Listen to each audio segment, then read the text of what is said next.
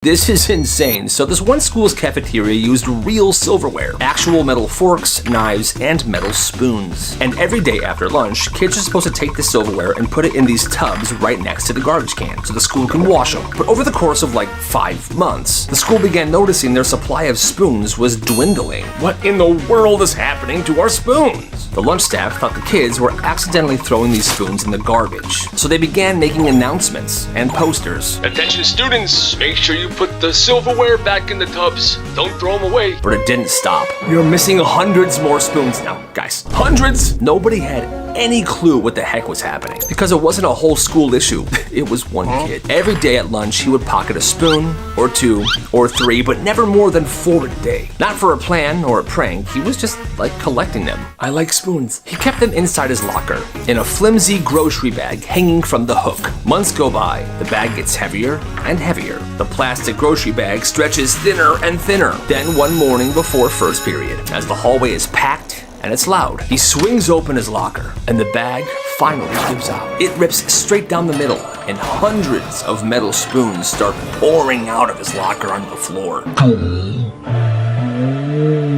And the sound is insane, like someone dropped an incredibly heavy toolbox down a flight of stairs. Once they all fall, he just stands there staring at the pile on the hallway floor. It's the end of an era. Within 5 minutes, the entire school knew what had been happening with the spoons. He got into big trouble. The rest of that year, they called him Spoon Kid, and he was kind of a legend. Gotta respect Spoon Kid. Her teacher took her inhaler. This girl had asthma. She kept her inhaler in her hoodie pocket always. Well, one day a teacher sees her pull it out and goes, "Put that away, no distractions." "But it's my inhaler." "Then use it before or after class." "Give me it." Takes the inhaler. She sits there, silent. 2 minutes later, she starts wheezing.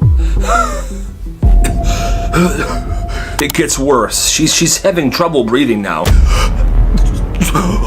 Yo, she can't breathe. Very funny, cut it out. She thinks she's faking it. Now the girl's on the floor, she's shaking and she can't breathe at all. Teacher still thinks she's faking it. Somebody runs to the hallway and grabs another teacher. Teacher comes in, takes one look and yells, "Where's her inhaler?" Kid points to the desk. "But she's faking it, right?" "Give me that. Here." She uses it. Finally, some relief. The principal gets called. That first teacher was essentially suspended for a week. She had mandatory training, and she never lived it down, to the point where she didn't come back to teach the next year. Yeah, who in the world would do this? Sometimes teachers suck. The person that shared this story said that when she was in high school, she was one of the best art students in the school. Well, one of the assignments was that they had to design something on the computer and email it to the teacher. Well, one day in a different class, she was called down to the office. Kayla Anderson, please come to the principal's office. In the office was her principal, Kayla, have a seat, and her art teacher. Hi, Kayla. Hi, what's going on? Well, I got your homework that you emailed, the graphic design project. Something was off, so I ran it in a reverse Google search. Yes, and don't even try to deny this. We caught you red-handed. But that's impossible. I made that myself. Oh, did you? Well, how come I found it on a random artist website? What is the website? Not like it matters. Read me the website. Okay, whatever. You plagiarized your project from KaylaJohnsonArt.com. Yeah. That's my website, you For almost a year, this kid kept reporting the same bully to the office. "He beat me up again." And every single time, the school staff reacted the same way. "Okay, we'll look into it. He's just being dramatic." And this bully was ruthless. Locker shoves, he would slap the books out of his hand. He started rumors about him. Hey, he uses onions as soap. But the school staff kept saying, "We'll keep an eye on it." "I'm not doing nothing." They just weren't taking it seriously. They didn't think he was telling the truth. After a while, "Are you sure you're not misinterpreting things? You keep reporting the same student every day. We need proof." "I don't have proof." "Well, that's too bad." Well, that spring, they installed cameras in the school, all throughout the hallways. The cameras were not installed for bullying. The superintendent just made the decision. Well, the first week the cameras are live, this kid was bullied every day. And at the end of the week, he goes to the office. "It happened again. Every single day this week. He shoved me in the locker, he beat me up, he slapped the books out of my hands. Here we go again. We need proof." "Well, this time you do. Remember? You guys installed cameras in the hallway. Oh, that's right. They checked the cameras, and they saw it. Every day that kid being bullied by the same bully he said he was being bullied by. And there was an investigation launched. The bully gets suspended for 2 weeks, and the school staff pulls him into the office and apologizes. I mean, finally, but that's still super messed up. What's going on back there? Call a priest! This happened in elementary school. There were 2 sisters that lived at the top of a very steep hill. And I mean super steep, winding hill. Them at the top. And every morning, the school bus had to climb all the way to the top just to get them. But one morning, one of the sisters gets on looking pale. She sits in the back, she's quiet, the vibes are not good. Well, halfway down the steep hill, she throws up. Hard, loud, full forced, right into the aisle. Her sister sees it and immediately throws up as well. A couple of kids nearby start gagging and then they throw up. And most of them are throwing up in the aisle. And remember, this is going downhill. So as they're puking, this river of vomit is just flowing to the front of the bus. And as the river passes each row, those people begin to throw up, like a chain reaction. Every seat, somebody's adding to the stream. Like it's a contagious situation. Well, the river of vomit reaches the front. That's when the driver, Miss Jeannie, finally notices. She slams on the brake, stands up, turns around and says, "What is going on back here?" Then she sees it and immediately wishes she hadn't. She radios the school. "Oh my God, it smells. We're gonna need all the towels you have and maybe call a priest." When the bus finally pulls up to the school, the principal and the nurse are waiting. Jeannie opens the door to the bus and the puke starts to pour out of it. That's how much was in there. Eventually, everybody gets off the bus, but the smell follows them into the school. And I kid you not, kids were throwing up in other classrooms just from the scent. And that day went down in history. What a freaking nightmare. She got a 98% on her essay because her teacher knocked off 2 points for some nitpicky reason. Well, this girl was a perfectionist, so she was not happy with the 98% at all. I'm not happy with this score at all. And she argued the teacher relentlessly. She just would not let it go. "Kayla, I'm not changing your grade, I'm sorry." "No, that's not okay. My paper was perfect. You had no right to do that. I'm your teacher and that is literally my job." "Yeah, well, you're the worst teacher ever and I hope you get hit by a bus. Principal's office now." He gave her a detention. But this teacher was fed up with this girl, so even he thought the detention was going too easy on her. So this is what he did. "Kayla, how was detention?" "It was fine." "Amazing. Well, you see here, Steven." "Hi, I'm Steven. You're gonna tutor Steven every day for the next 2 weeks." "No, I am not. He's like the dumbest guy in class." "You better start right away then." And she did. "Hi, I'm Steven." "I know." And day after day, they were stuck together. She hated this guy, and he thought she was super picky and super annoying. Oh my God, you need to chill out for real. "Yeah, I would if you weren't so freaking dumb." But somewhere in those 2 weeks, it switched. So this means that that number goes right here. Wait, hold on. That was the wrong number. That's okay. She's laughing at all his jokes. He's trying harder in class. His grades are getting better. And after the 2 weeks, they continue having these tutoring sessions. Well, my friends, that was 30 years ago. And today, those two are married with 3 children. That's amazing. The worst things parents taught their kids. The person that shared this story said that when she was little, she would talk a lot. "Dad." "Yeah." "Do trees poop?" No, I don't think trees poop." "Dad?" "Yeah." "When I was going home in the bus today, I saw a dog poop in his yard, and then at the next bus stop, I saw another dog poop in his yard, and then when I got off at my bus stop, I saw another dog poop in his yard." That's great. "Kayla, I noticed that you talk a lot, but I just want you to know that every human has a limited amount of words, and when you pass that limit, you die. So, be careful how much you talk." "Oh my God, really?"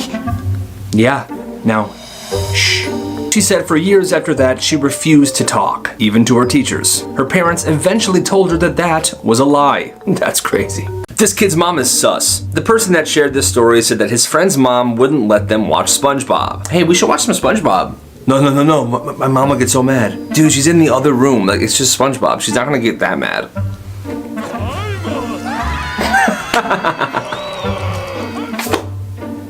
They're watching SpongeBob. No. Patrick is such an idiot. What are you doing? "Oh my God, Mom, I'm so sorry. I'm so sorry. We're just watching SpongeBob. It's not a big deal." "SpongeBob is not allowed in our house, Kyle. Go home now." "But now." "Okay." And you get upstairs right now. Bring your Bible and the rosary. I'll meet you there in 5 minutes. Yes, ma'am. Dear God. Why was she so against SpongeBob, you ask? It's because she thought the holes on SpongeBob's body would induce evil, sinful, and dirty thoughts. The school made an announcement. Redesign the school logo and turn it in. The winner's logo gets to be the official logo. Every art kid in the school goes feral. People busted out their iPads, sketchbooks. They're working really hard on trying to create this new school logo. Then there's Evan, Shibby. Evan doesn't care. His friend dared him to make something and turn it in. So Evan designs the dumbest thing that he could think of. A circle with a weird looking bird inside of it that looks like it's mid-sneeze. That's so dumb. Here, he submits it. A week later, the principal gets on the school intercom. We have chosen our new school logo.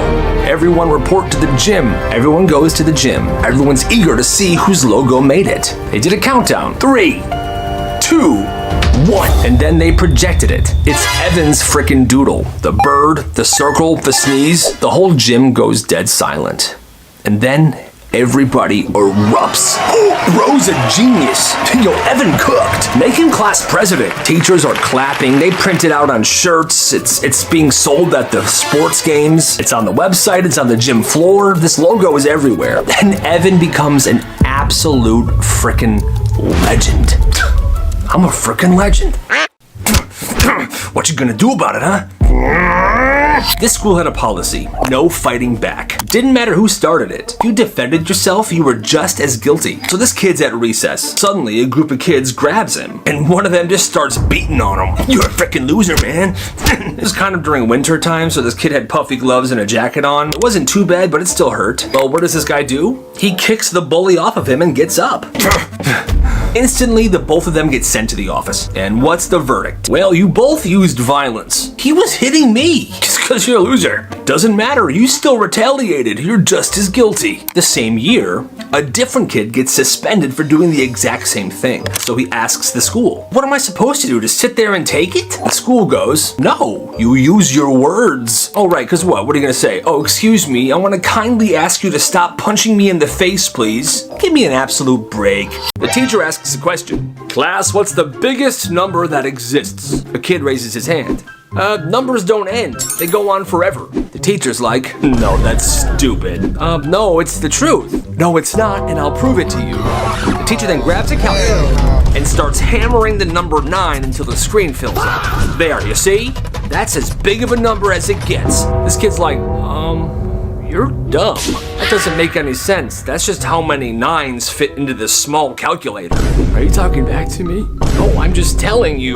Go to the office. What'd you say? I said go to the office. He explains to the principal what happened, and the principal, Mr. Stevens? Oh, that guy's crazy. Just go back to class, tell him I gave you a write-up or something, but you're fine. Yeah, what the heck? The pepperoni pizza's been eaten. How is that possible? It started with pizza. On pizza days, this cafeteria made only like 30 slices of pepperoni pizza. And when it was gone, it was gone. No backup, no mercy. And there was this one kid, let's call him Darren. He lived for that pizza. Yo, I live for that pizza. He would sprint to lunch every single pizza day just to make sure he gets it.